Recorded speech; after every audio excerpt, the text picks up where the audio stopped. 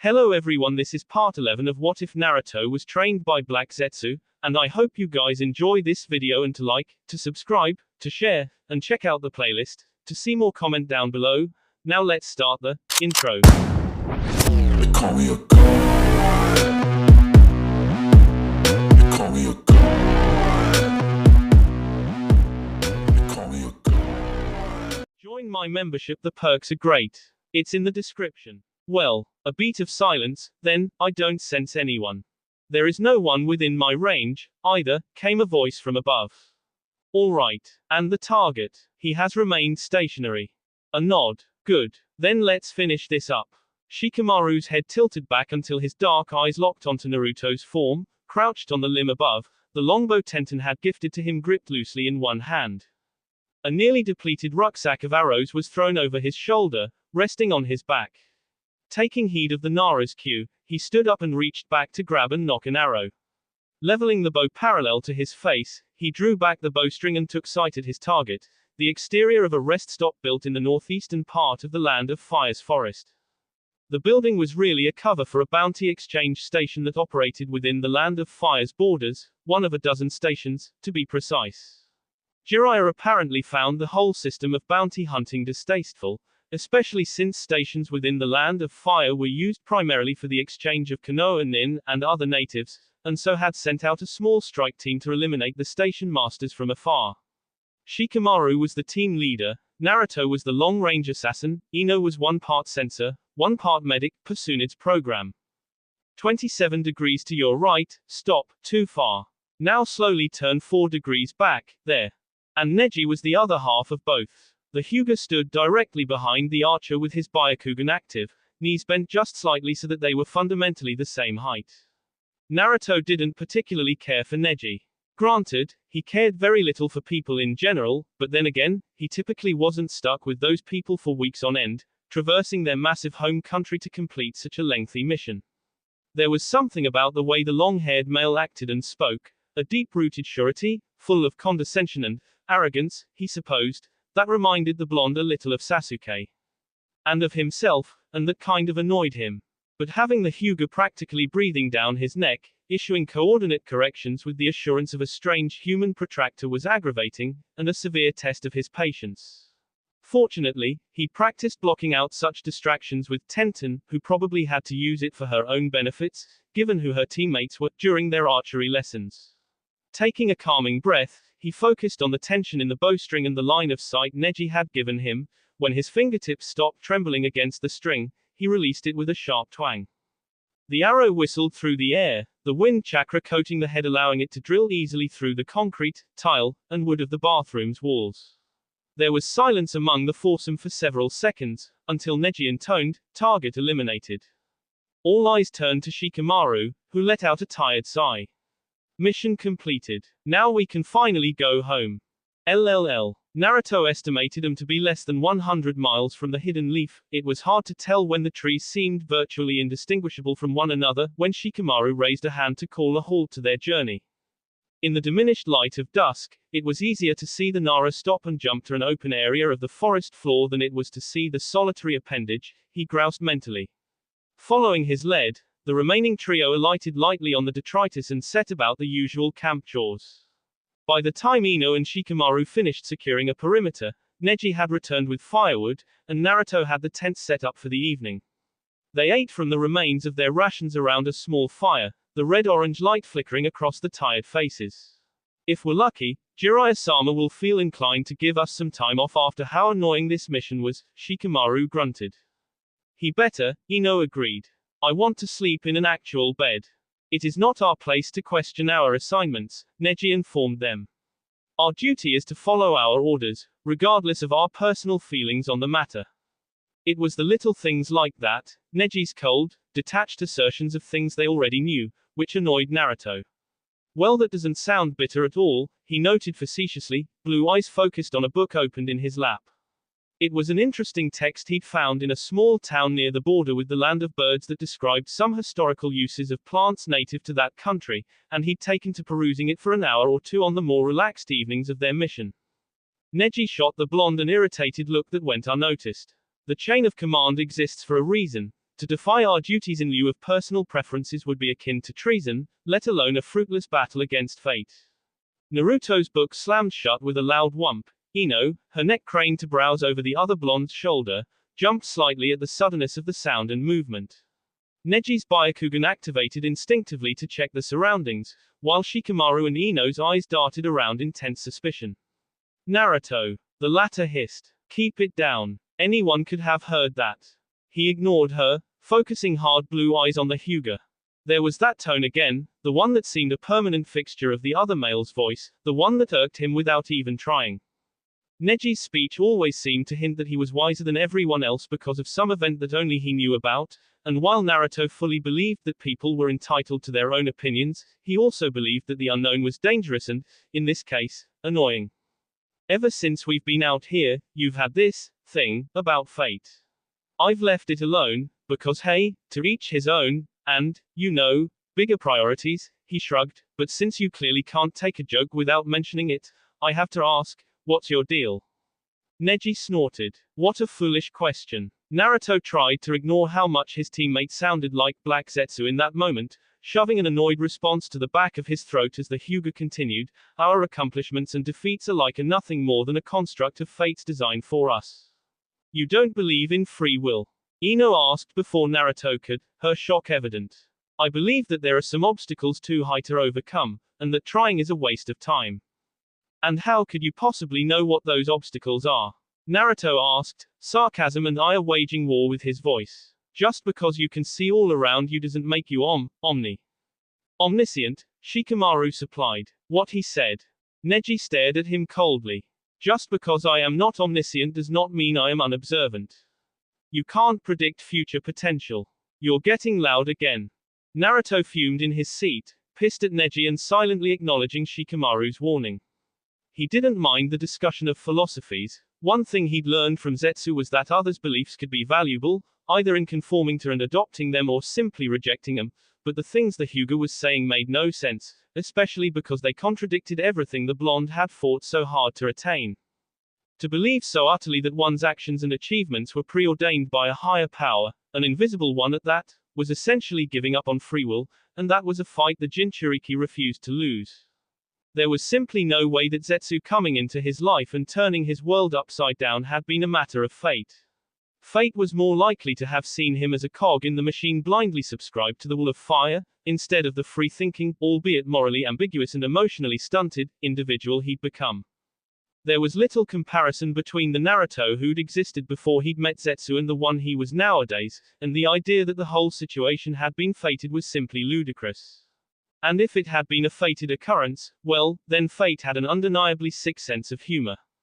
Still, to credit all of his success to fate was disgusting. He'd worked hard, found and wheedled the right teachers to train him, struggled with the hypocrisy of his own dogma, and stumbled far too often to accept that where he was now was due to some invisible hand. So, in an eerily calm voice, he said, you know, Neji, from what Tenten's told me, you seem like a logical, rational kind of person, so how can you possibly believe something so stupid? There was a loud smack as Ino buried her forehead in the palm of her hand. Here we go, Shikamaru muttered. You also would have arrived at a similar conclusion if your father had been sacrificed for a crime he didn't commit, Neji snapped. I've never had a father, Naruto shot back, and you don't see me preaching that life is scripted, do ya? Perhaps not, returned the long-haired male, a cold, victorious smirk dancing on his lips, but your lack of family only makes your lack of awareness more obvious. Do you know what it's like to live in the Hyuga clan? I think everyone here but you can safely say, no, came the dry retort. Neji continued as if he hadn't been interrupted. My father was the younger twin of the current clan head. When he was born, just after Hiyashi-sama, it was decided that there could not be two heirs to the clan, and so he became branded with the seal of the branch family. From then on, he was nothing more than a servant to the main family. Why? Naruto asked, his ire being tempered by genuine curiosity. The main family can control the branch family with a hand seal that is passed down through the generations.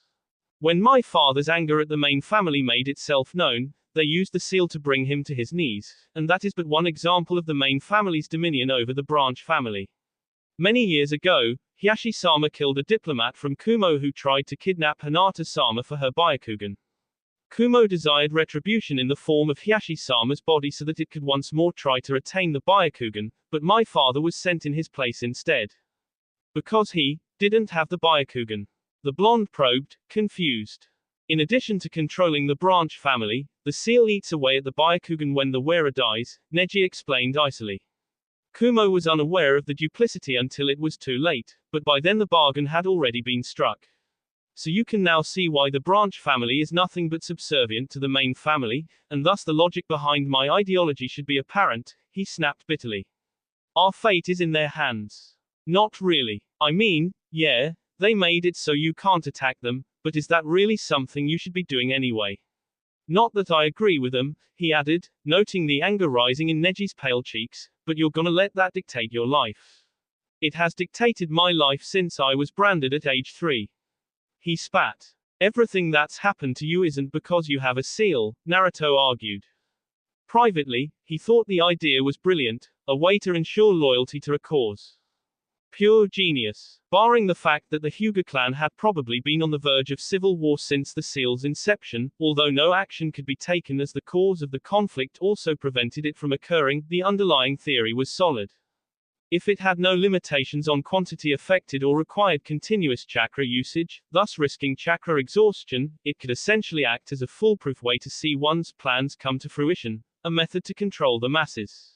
The blonde wouldn't have to worry about the repercussions of seeing his dream realized if he had a similar seal he could place on the people likely to be in his way.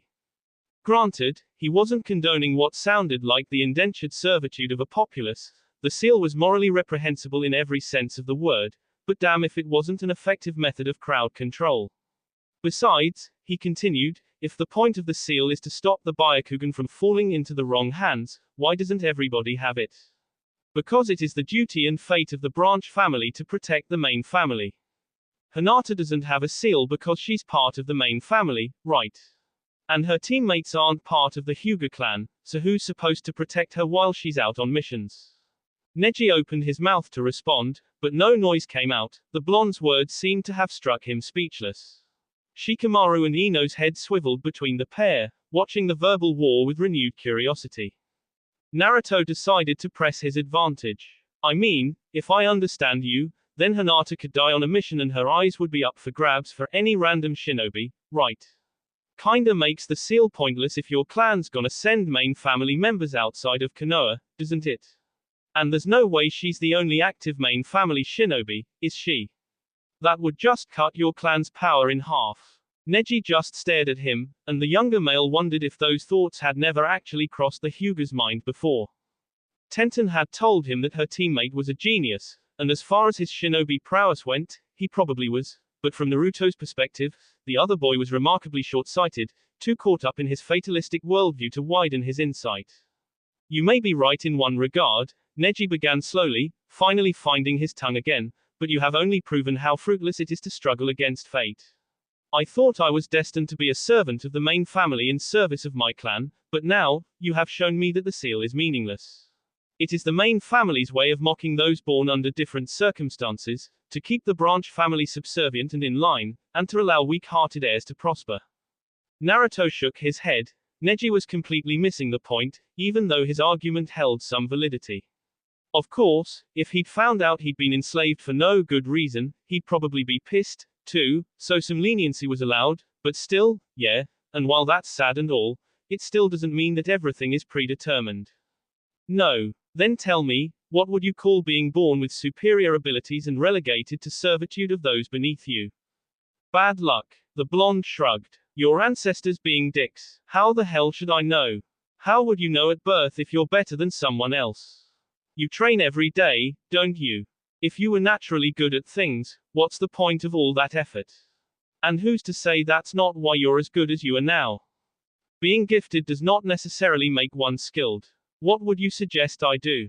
Die. Ino gasped. Naruto. I'm just saying, he said, turning to face his fellow blonde. If he thinks that fate or whatever wants him to die protecting the main family, then his alternative is to die on his own terms, even if that means going against the main family. Neji snorted. It is my preference to live, if simply to spite the main family. Naruto smirked. Shikamaru muttered a quiet, impressed, checkmate. Sorry, not sure I heard you correctly, the blonde said. Sounds like you're choosing to live. Neji opened his mouth to retort, but closed it quickly thereafter upon realizing he had stated as such. He scowled at his shorter teammate. This changes nothing, he snapped, before getting up and marching into one of the tents. Quiet reigned among the remaining trio for a number of seconds before Ino admitted, that was impressive, Naruto. Yeah, but what a troublesome argument, Shikamaru mentioned. You couldn't just let it go. Once I got into it, it was too hard to stop. He offered curious looks to the two members of Team 10. Did either of you guys know any of that stuff about the Hyuga clan? Both shook their heads. It's all pretty messed up, he continued, turning in the direction of Neji's tent. Almost makes you feel bad for the guy. Shikamaru grunted. Be careful around him, he warned. Neji doesn't seem like the type to let being beaten go. You're on first watch, he added, waving a lazy goodnight and heading to his own tent. For a long moment, only the crackling of the fire broke the silence between the remaining two blondes. Then Ino asked, was there a point to all that? Crystal blue eyes became unfocused, slipping back to some unseen point in Naruto's past. People blind to their own faults only hurt themselves, he stated. And piss me off. Yeah, well, watch out.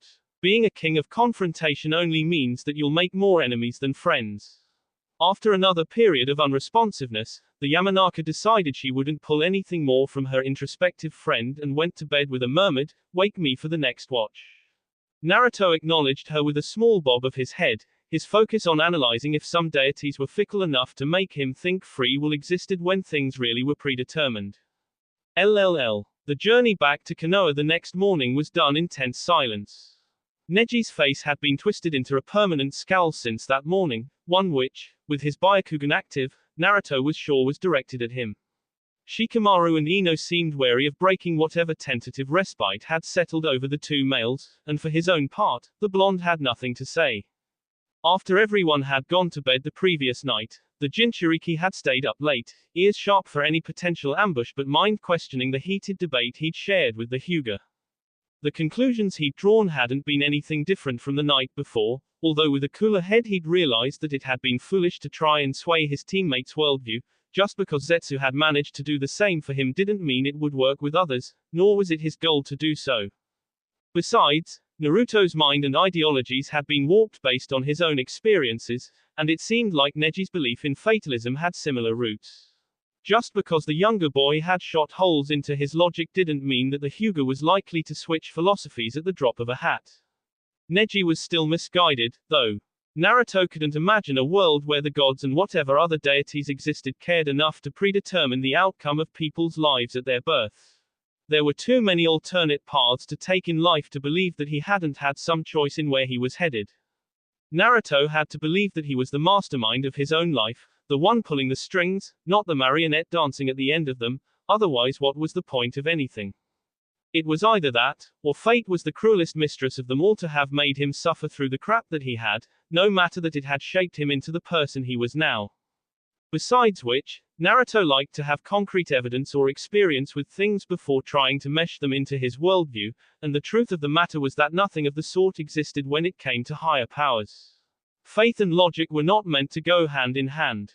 Even despite all that, the blonde thought that a confrontation with Neji had been almost unavoidable, and if it wasn't for the fact that conversation had been minimal, and mostly job-oriented when it did occur, during most of the previous nights, he was sure it would have happened sooner. Naruto wasn't sure whether it was his fatalistic viewpoint or the fact that he was renowned as a genius, but the Hyuga's personality was insufferable. The older male was dismissive of those he saw as beneath him, which was, apparently, everyone, reminding Naruto of how Sasuke had always looked down on him, of how Ino had snubbed him at the Chunin exams, and a host of other slights that irked him enough to call him out on it.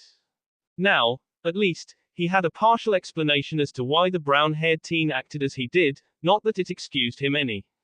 In fact, it kind of made him want to prove Neji wrong even more. He was starting to dislike it when people operated under false assumptions and misconceptions. Still, they were in the middle of the wilderness after a 2-month-long mission, so even if he wanted to do something, and what that was, he didn't know. It was neither the time nor place to do so. Besides, he rationalized, there was little point in making a bigger deal out of the situation than he already had. Pouring oil onto a raging fire was a bad idea in any situation. By the time noon rolled around, the quartet was safely back within the Hidden Leaf's great walls.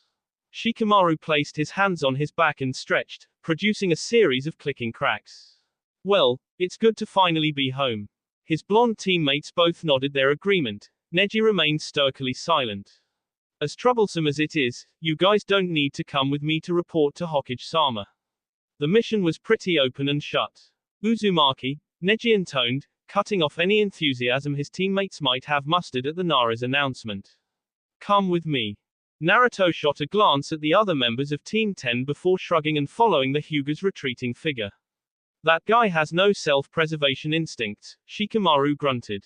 I told him to watch out for, oi, Ino, let go. No way, replied the blonde, dragging him off in the direction the other two were disappearing in. We're going with to make sure neither tries to kill the other.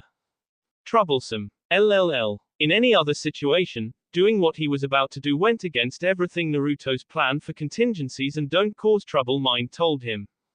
The way to keep a low profile and not bring unwanted attention upon himself was not by fighting his angered peers in an open forum. There were only two reasons he was going through with this spar, the first being that, as Shikamaru had warned, Neji was unlikely to let the attacks against his worldview go very easily, meaning that a second confrontation with the long-haired male was just as unavoidable as the first one. The second reason was much more pragmatic and goal-oriented.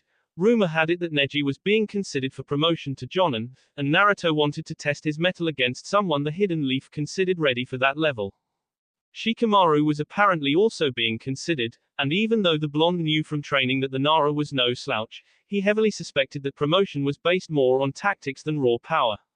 Neji, on the other hand, was a prodigy of the Hyuga clan and a disciple of the renowned taijutsu specialist Maito Gai. His promotion was almost certainly based more on combat skill than anything else.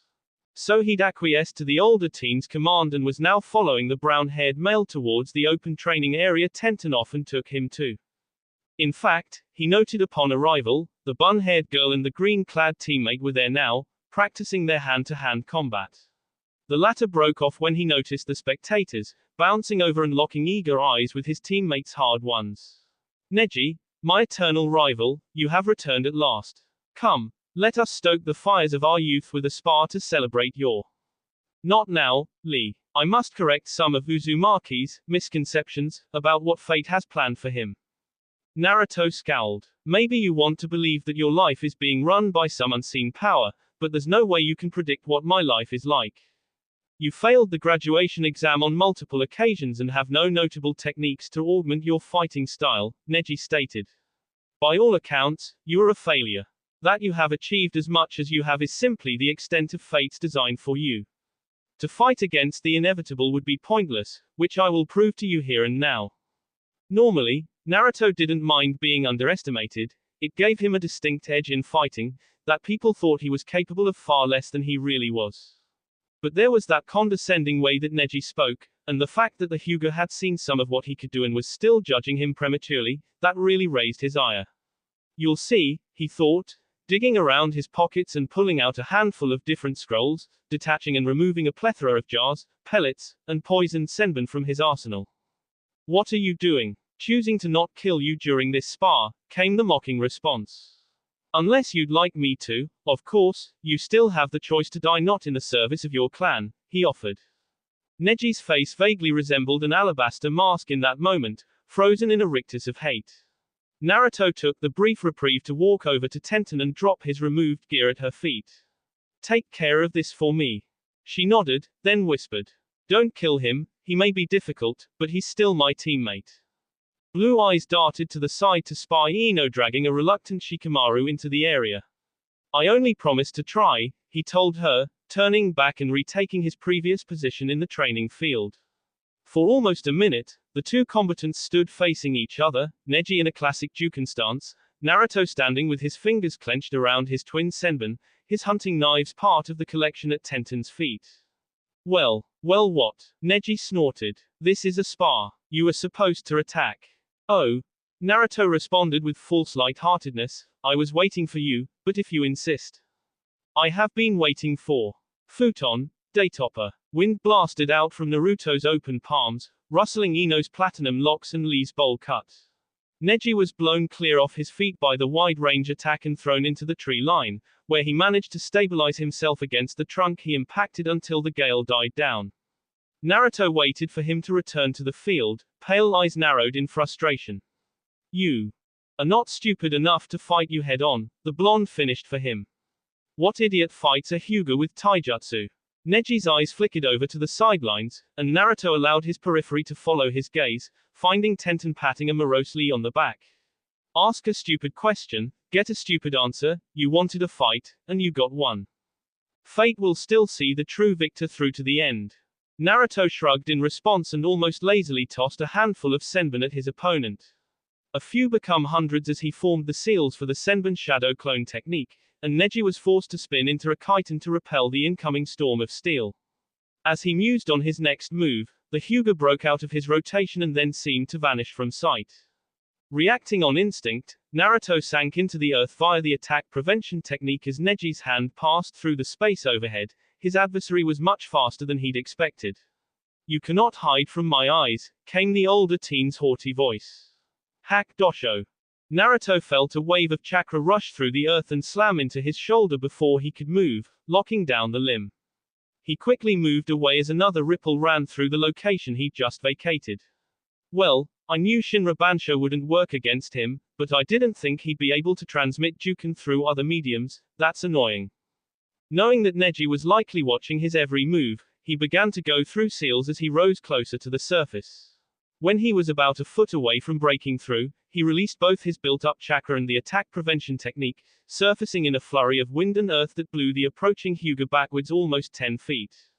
His Storm's Eye technique, the Futon, Arashinome, was an offshoot of the contracting funnel technique, a defensive maneuver similar to the Hyuga's chitin that could reflect incoming bodies, whether projectiles or people, depending on the strength of the winds. It was something new that he'd been practicing, which was probably why Neji hadn't been thrown nearly as far as he had when struck by the Great Breakthrough, but it would certainly make things more challenging to get physically close to him. And when he did. If you think your paltry defense will protect you, you are sadly mistaken. I can see through your jutsu, and you are within my field of divination. Hack Rokujuyan Show. Time almost seemed to slow down, and Naruto was reminded distinctly of the moment when Aoi had dove forward with the sword of the thunder god poised to kill him. There was one key difference though, and that was that, this time, the blonde was ready and waiting. Just as Neji charged, the Jinchuriki exhaled a dokugiri formed of sleeping gas into the funnel surrounding him, creating a whirling vortex of knockout poison with him untouched at the center. The Hyuga's momentum carried him through the cloud, where he collapsed unconscious at the blonde's feet. His victory claimed, Naruto allowed his Storm's Eye technique to drop, blasting a violent wind palm outwards to disperse the lingering poison mist. He stared down at his fallen opponent for a moment, the only sound Ino's stunned, wow, then, his task accomplished, he went over to Tenten, picked up his discarded gear, and left with a quiet bid of farewell to his friends. Lee's exuberant, Naruto-kun is a true genius of hard work. Carried over the wind to his ears as he made his way to his usual spot in the forest. The blonde smirked to himself. I know. LLL. Naruto sat cross-legged in a roughly 3-foot circle he'd cleared of debris, hands in his lap and eyes closed. He wasn't meditating per se, but surrounded by the silence of nature, it was a good time to just relax and let go of the stress he'd been carrying around. Plus, with his green sight technique active, he couldn't easily be snuck up on, so he wasn't worried about relaxing his guard and just enjoying the solitude. He didn't think that Neji would let this second defeat go easily either, nor did he expect the stoic Hyuga to change his belief system just because he'd been bested in battle, though he'd be lying if he thought it wouldn't be a nice perk. Neji was far too rooted in his dogma to let go of his fatalistic viewpoint, and the fact that his grudge over being verbally beaten the night before had carried over to today showcased his unwillingness to be proven wrong. It was almost funny that someone who believed so rigorously in fate might keep choosing to rematch his defeater in order to prove that he was destined to win. The problem was that Neji, like so many others, was too narrow-minded. Working on a team comprised of taijutsu specialists, and growing up in the clan that vaunted itself as the strongest in Konoha, had likely given him a false sense of his standings. It was easy to claim victory when your opponents either had to move within the range of your lock the body down strikes or fight from afar with projectiles that could easily be repelled or dodged. When your opponent specialized in abilities beyond that, like Naruto, being the best at taijutsu meant very little, even if Neji was, in fact, a highly skilled opponent. All the blonde needed to do was set up his opponent to inhale or be injected by any of a half-dozen different sleeping or paralytic poisons, and then movement was restricted and the fight was over. Naruto liked finding different methods to plumb the same well because it worked. People had to breathe, and so were susceptible to his gaseous toxins. And when he came across some new skill that might impede his progress, he found a workaround. It was why he focused more on new methods of defense and dispersion rather than all-out offensive tactics. Hey, he commented suddenly. We're back, Naru. Oh, how'd he do that? Seems he became a sensor since we've been gone. Ooh, is that true, Naruto-kun? Something like that, he replied, turning around to find the black and white visage of his tutor grinning at him from the ground. Midori Shiyoku no Jutsu, I made it myself. He grimaced slightly. You're hard to detect, though, barely noticed you coming in. The plant man's mass had appeared extraordinarily disfigured through the sight of the greenery he'd been traveling through, as if patches of his body were actual plant matter themselves. That, the blonde mused absently, might not have been too far from the truth. So he can see through plants? White Zetsu asked his other half. Metaphorically. Your parents must be so proud of you, Naruto-kun. I don't have parents, he reminded exasperatedly. Oh, right, well, we're proud of you. Speak for yourself. You're just like us. Truly a shining paragon of disfigurement. He's grown up so much since we've been gone. Oh, fishing. What? Something about fishing, White Zetsu blathered, and how well we taught you. Teach a man to fish and he feeds himself for life. Yeah, that's great, but you didn't teach me any of this. Sure we did. Learn by example. You don't think you would have come up with your jutsu if it hadn't been for us sensing by nature, do you? Naruto remained silent, forced to admit that his tutor had a point. Besides, White Zetsu chirped, we taught you to rely on yourself, and that's how you've gotten so far. Though not far enough if he still needs our help. Oh, right, Naruto-kun, you should see. Zetsu, do you think it was fate that we met? He'd been rolling the question over in his mind as the former Kusanin had rambled on, and despite his own belief in free will, he was kind of curious as to what the renegade would say. After all, there were many similarities in their personal lives, though one could argue that Zetsu had imprinted some of his opinions onto the blonde, and it was true that most of Naruto's techniques were based on those his tutor utilized. Black Zetsu laughed a derisive, mocking scoff. Fate. What nonsense. Fate is a construct of weak-willed humans who seek an explanation for the ways they've been wronged.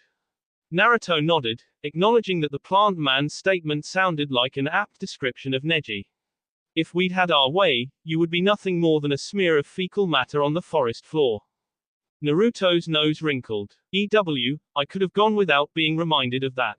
But don't you think it's fun watching him work? Some of his antics are amusing.